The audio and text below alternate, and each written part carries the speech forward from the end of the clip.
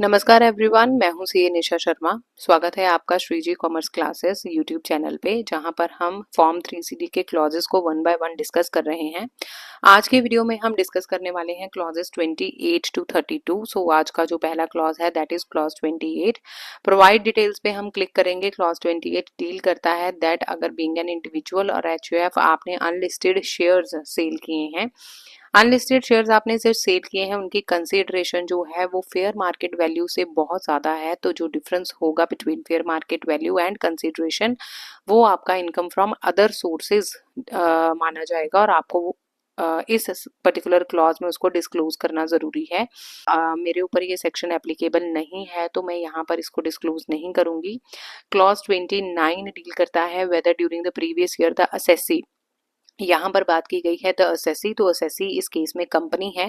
Received any consideration for issue of shares, आपने shares issue किए हैं बीइंग अ कंपनी और जो कंसिडरेशन रिसीव हुई है वो एक्सीड कर रही है fair market value of shares, और ये दिया गया है सेक्शन 56 टू सबसेक्शन 7B में। तो बीइंग एन इंडिविजुअल मेरे ऊपर ये सेक्शन एप्लीकेबल नहीं होगा, तो मैं इसमें कुछ भी सिलेक्ट नहीं करूंगी। Whether any amount is to be included as income chargeable under the head income from other sources as referred to in clause 9 of subsection 2 of section 56.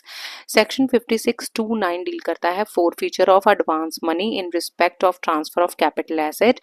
आपने कैपिटल एसेट के रिस्पेक्ट में कोई नेगोशिएशन की थी और आपको एडवांस मनी रिसीव हुई है, लेकिन आपने वो एडवांस मनी फोरफीट कर ली है एंड इन फ्यूचर उस कैपिटल एसेट की ट्रांसफर टेक प्लेस नहीं की गई, तो उस केस में आप रिपोर्टिंग करेंगे इस पर्टिकुलर क्लॉज के under. Whether any amount is to be included as income chargeable under the head income from other sources as referred to in clause 10 of subsection 2 of section 56. Section 56 to 10 deal करता है अगर आपको gift receive हो रहा है and gift can be in the form of cash, some of money या movable and immovable property. तो आपको पता है that any gift received by individual और HUF from relative is exempt, और काफी एग्जम्पशंस की इसमें कैटेगरीज हैं, लेकिन अगर आपको सम ऑफ मनी रिसीव हो रहा है exceeding 50,000 from any other person जो कि रिलेटिव की डेफिनेशन में नहीं आता, तो whole of the amount would be taxable as income from other sources.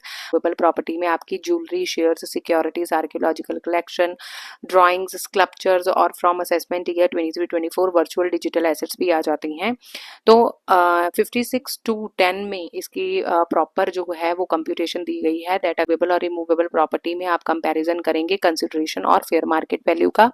Immovable property के केस में आप कंसिडरेशन और स्टैम्प ड्यूटी वैल्यू का कंपैरिजन करेंगे। जो एक्सेस होगा that would be chargeable under the head income from other sources in case of इनएडिक्वेट consideration, और अगर आपने विदाउट कंसिडरेशन रिसीव किया है तो एक्सेस ऑफ 50,000 इधर fire market value in case of movable property and stamp duty value in case of immovable property would be chargeable in the hand of the assessee जो कि recipient है as income from other sources। तो अगर ऐसा कुछ है तो आप यहाँ पर डिस्क्लोज करेंगे BA में। अब हम डिस्कस करेंगे क्लॉज 30। क्लॉज 30 देखिए, सबसे पहले डील करता है detail of any amount borrowed on hundi और any amount due thereon. इस पर्टिकुलर क्लॉज को डिटेल में एक्सप्लेन करने से बेहतर है मैं आपको ये बता दूं दैट जो अमाउंट आप बोरो करते हैं ऑन हुंडी that is not formal in law, तो आजकल इसमें कोई भी डील नहीं करता है, तो आपके ऊपर ये एप्लीकेबल नहीं होगा, आप इसको नो सिलेक्ट कर लेंगे। उसके बाद आप स्क्रॉल करके स्क्रीन पर देख सकते हैं, हम नीचे आएंगे तो आपको सेक्शन दिया गया है whether primary adjustment to transfer prices as refer to in subsection 1 of section 92 CE has been made during the previous year. Transfer pricing जो है वो डील करता है international transaction takes place between the related parties which are not equal to arm length prices. तो उस case में primary adjustments आपको करनी पड़ती हैं to align the transfer price with the arm length price. तो उसकी अगर आपने प्राइमरी एडजस्टमेंट की है तो आप यहाँ पर यस करेंगे, अगर आपके ऊपर एप्लीकेबल नहीं है तो आप नो करके छोड़ देंगे। BA डील करता है whether the assessee has incurred expenditure during the previous year by way of interest और of similar nature exceeding 1 crore rupees at refer to in subsection 1 of section 94B। यहाँ पर भी मैं आपकी नॉलेज के लिए बता देना चाहती हूँ दैट असेसी है यहाँ पर इंडियन कंपनी या permanent establishment of foreign company in India जो कि अमाउंट बोरो कर रही है from non resident being an associated enterprises और एक्सपेंडिचर इनकर कर रही है as an interest on that borrowed amount exceeding ₹1 crore, तो बीइंग एन इंडिविजुअल मेरे ऊपर ये सेक्शन एप्लीकेबल नहीं है। सो नॉन एप्लीकेबिलिटी की वजह से ही मुझे ये इनएक्टिव दिखा रहा है। मेरे ऊपर ये सेक्शन एप्लीकेबल ना होने की वजह से मैं इसको ऐसे ही अनफिल्ड छोड़ दूंगी। Whether the SECI has entered into an impermissible avoidance agreement as referred to in section 96 during the previous year. impermissible avoidance agreement कुछ ऐसे अरेंजमेंट्स होते हैं जो कि आपने just for the tax benefit किए होते हैं, तो उनको यहाँ पर डिस्क्लोज करना जरूरी है। आपको बताया दैट प्रैक्टिकली यहाँ पर कोई भी जानबूझ के impermissible अवॉइडेंस अग्रीमेंट नहीं डिस्क्लोज करेगा, लेकिन being an auditor it is our responsibility and duty to disclose the suspicious matter. So अगर आपको लगता है दैट ऐसा कोई इम्परमिसिबल अवॉइडेंस एग्रीमेंट एंटर किया गया है तो आप उसकी जानकारी यहाँ पर दे सकते हैं।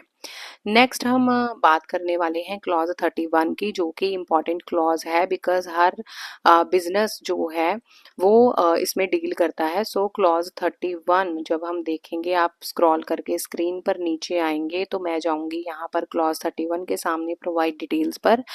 प्रोवाइड डिटेल्स पर क्लिक करते ही आपके सामने ये खुल जाएगा, पर्टिकुलर्स ऑफ ईच लोन और deposit in an amount exceeding the limit specified in section 269 SS taken और एक्सेप्टेड ड्यूरिंग द ईयर। देखिए बहुत ही इजी सा सेक्शन है 269 SS में ये बताया गया है दैट आप किसी भी तरीके से 20,000 से ज़्यादा का जो अमाउंट है एज अ लोन और डिपॉजिट कैश में रिसीव नहीं कर सकते हैं। अगर आप कैश में रिसीव कर रहे हैं तो उसकी जानकारी आपको यहाँ पर देनी ज़रूरी है।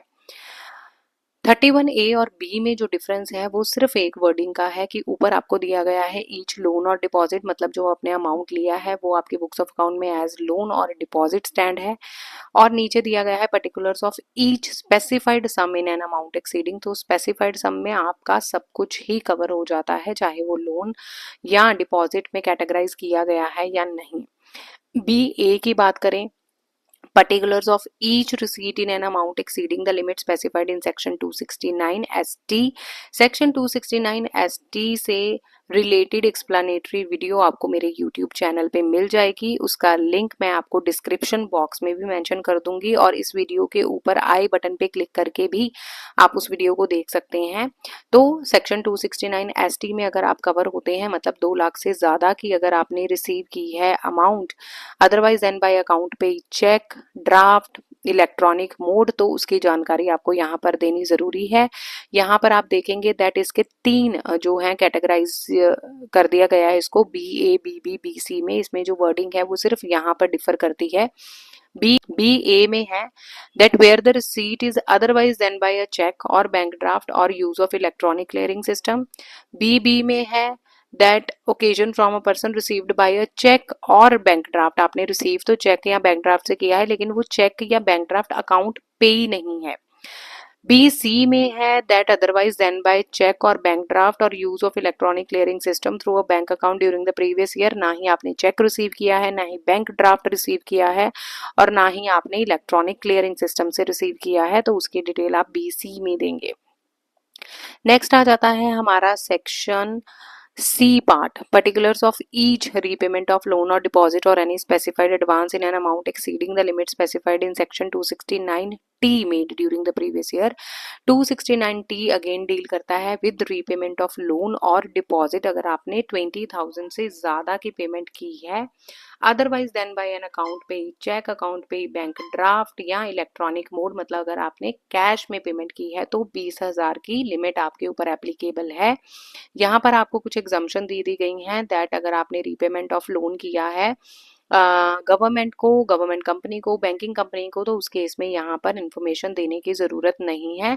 आप 31 क्लॉज को भरने के लिए सबसे पहले जो अमाउंट पे कर रहे हैं आप कॉपी ऑफ अकाउंट अपने हैंड्स में रखिए उन स्पेसिफिक पार्टीज के, क्योंकि आपको उनका मैक्सिमम अमाउंट आउटस्टैंडिंग भी यहाँ पर मेंशन करना होगा। और ड्यूरिंग द ईयर आपने जो अमाउंट है वो 269 SS में रिसीव किया है तो दिखाएंगे, अगर 269 T में रीपे किया है तो वो भी दिखाएंगे। अगर आपके कुछ ऐसे अकाउंट्स हैं जो स्क्वायर ऑफ हुए हैं ड्यूरिंग द ईयर, मतलब कि आपने नलीफाई कर दिया है उन अकाउंट्स को फुल रीपेमेंट करके, तो उसकी इन्फॉर्मेशन भी यहाँ पर देनी ज़रूरी है। अगर आपके पास पैन नंबर अवेलेबल है स्पेसिफाइड पार्टीज के जिनसे आपने लोन एक्सेप्ट किया है या रीपे किया है तो उनके पैन नंबर भी आपसे यहाँ पर पूछे जाएंगे। ऐड डिटेल पे क्लिक करके आप सारी इन्फॉर्मेशन भर सकते हैं और सारे के सारे जो कैटेगरीज आगे डिफाइन की गई हैं उनको आपको फिल करने की ज़रूरत नहीं है, आप सिर्फ अपने ऊपर एप्लीकेबल को ही फिल करेंगे। कैंसिल पे क्लिक करेंगे क्योंकि मैंने ये इन्फॉर्मेशन कोई भी यहाँ पर फिल नहीं की है, जस्ट आपको समझाने के लिए मैंने ये क्लॉजेस ओपन किए हैं। नेक्स्ट है हमारे पास क्लॉज 32। क्लॉज 32 में प्रोवाइड डिटेल्स पर जब मैं क्लिक करूंगी तो मेरे सामने कुछ ऐसी विंडो खुल जाती है जहां पर है details of brought forward loss और depreciation allowance in the following manner to the extent available.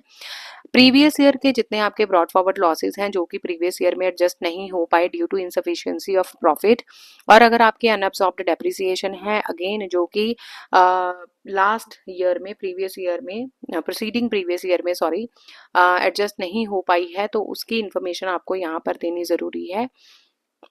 32B में वो बात कर रहा है whether a change in share holding of company has taken place in the previous year due to which the losses incurred prior to the previous year cannot be allowed to be carry forward in terms of section 79। section 79 कहता है that अगर आपकी company की share holding में change आया है और उस चेंज की वजह से आपको प्रायर पीरियड में लॉसेज हुए हैं तो वो लॉसेज आप कैरी फॉरवर्ड नहीं कर सकते। अगर आज से कोई लॉसेज हैं तो उनकी जानकारी आपको यहाँ पर देनी अनिवार्य है।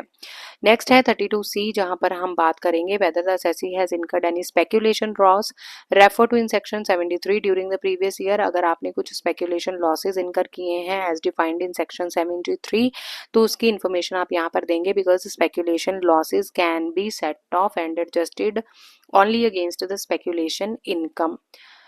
Whether the assessee has incurred any loss refer to in 73A in respect of specified business during the previous year। अगर आपने कुछ specified business में losses इनकर किए हैं जैसे कि स्पेसिफाइड बिजनेस सेक्शन 35AD में डिफाइन किया गया है तो उसकी जानकारी भी यहाँ पर देनी ज़रूरी है। Again the reason being that specified business के लॉसेस को आप स्पेसिफाइड बिजनेस के इनकम से ही सेट ऑफ कर सकते हैं, not against any other income.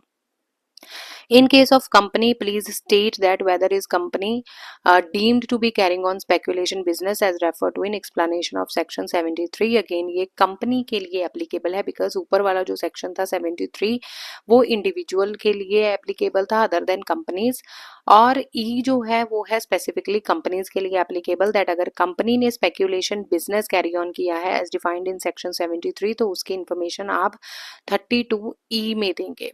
सारी इन्फॉर्मेशन फिल करने के बाद आपने फॉर्म को सेव करना है। अगेन मैं आपकी इन्फॉर्मेशन के लिए बता रही हूँ जो कि मैं अपनी हर वीडियो में डिस्कस करती हूँ दैट ये वीडियो सिर्फ एक एक्सप्लेनेटरी वीडियो है जहाँ पर मैं आपको हर क्लॉज में क्या आना है और क्लॉज को फिल करने से पहले आपने कौन सी इन्फॉर्मेशन कॉपी ऑफ अकाउंट्स और बुक ऑफ अकाउंट्स के कौन से जो डॉक्यूमेंट्स हैं वो हैंडी रखने हैं। तो मैं यहाँ पर आपको येस नो वाले ऑप्शंस जो हैं वो क्लिक करके नहीं बता रही हूँ, आपके ऊपर जो एप्लीकेबिलिटी है अगर येस है तो आप येस ज़रूर कीजिएगा ड्रैग टॉप ऑप्शन को क्लिक करके, अगर नो है तो आप नो पे ज़रूर क्लिक कीजिएगा बिकॉज एक बार जब आप येस नो को छोड़ देंगे तो after completing your report last में आपको बहुत सारे एरर्स देखने को मिल जाएंगे तो आपको रिपोर्ट में पीछे जाके फिर से येस और नो क्लिक करना पड़ेगा जो कि बहुत ही टाइम कंज्यूमिंग प्रोसेस हो जाएगा। तो आप साइड बाय साइड एप्लीकेबिलिटी के हिसाब से ड्रैग ड्रॉप ऑप्शन में येस और नो की ऑप्शंस को क्लिक करना मत भूलिएगा। तो ये थे आज के क्लॉजेस 28 से 32। अगर आपकी कोई भी क्वेरीज हैं, कोई भी आपको परेशानी है, आपके कोई भी क्वेश्चंस है तो आप without any hesitation comment box में कमेंट करके पूछ सकते हैं। Thank you for watching my video. अगर आपको वीडियो यूजफुल लगती है तो आप मेरे चैनल को सब्सक्राइब जरूर कीजिए और वीडियो को लाइक करना मत भूलिएगा। Till then take care, have a nice day.